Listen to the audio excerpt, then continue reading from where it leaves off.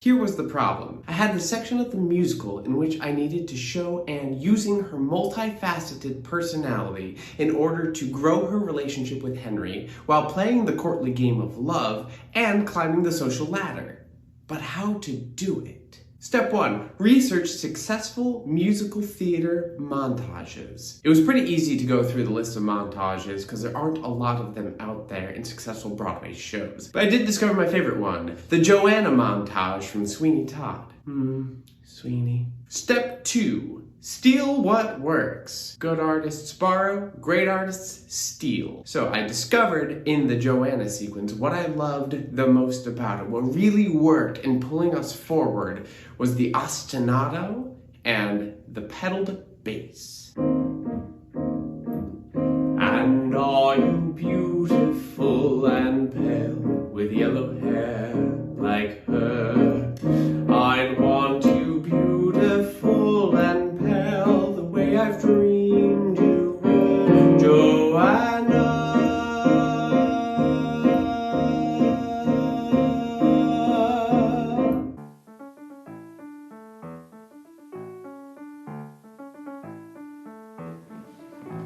Hey everyone, if we're just meeting, I'm Michael Ratty, aka Musical Theater Writer Guy. That's me.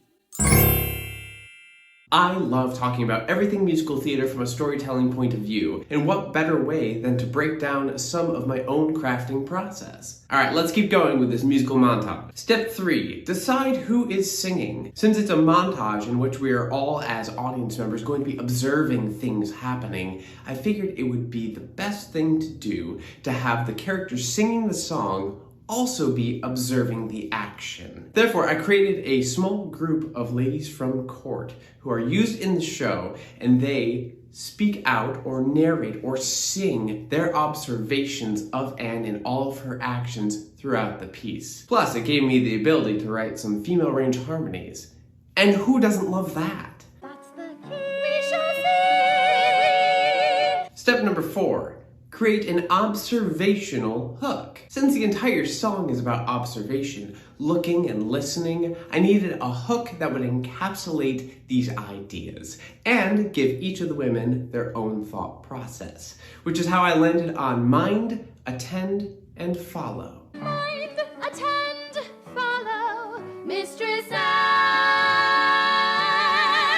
Step number 5, craft the scenes. I knew I wanted the musical montage to include at least 5 scenes, and I knew I wanted at least 3 sections sung. If they were going to be sung by the ladies narrating, that meant that the action would have to be silent on stage, but we have to hear from Anne and her point of view directly as well. So I left space for 2 scenes of actual dialogue as well, so we can get a sense of Anne directly taking action. Even the Pope would recognize that he could not dispense with God's law.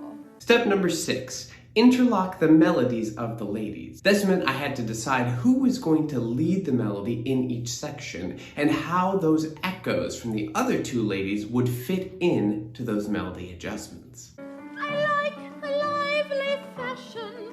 It's quite smart. It's a game. Also, if this is interesting or you'd like more content like this, do leave a comment below or give the video a little like. Thanks! Step 7.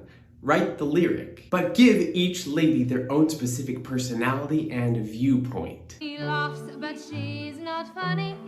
Not a bit. She has wit. She's a twit. Now the fun part about this was even though each of the ladies has their own personality, their own thoughts and opinions on Anne and everything she's doing, as the song goes on and they start beginning to feel more similarly toward Anne, I got to rhyme each of their sections more and more until you get to the final section that they sing together, in which it's not just rhyming anymore, but we actually have identities across all 3 ladies. We won't know what transpired till I play.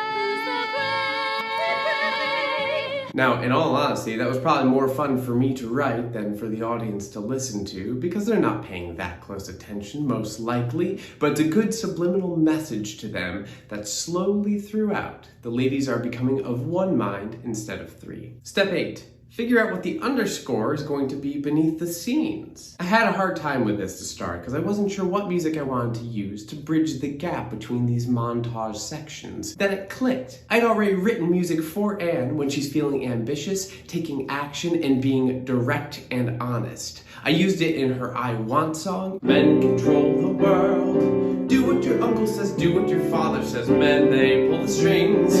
Come over here and I'll go over there. Men, men, men, why do we listen to men? I am quicker and bolder and smarter than any of them have been. And I've already repurposed it toward the end of the show, so why not use that same music disguised here? Men control the world. Clearly stated in Leviticus, he who lies... Step number 9. Orchestrate the music. Now for this, I wanted it to sound in line with a Renaissance piece or a light court dance.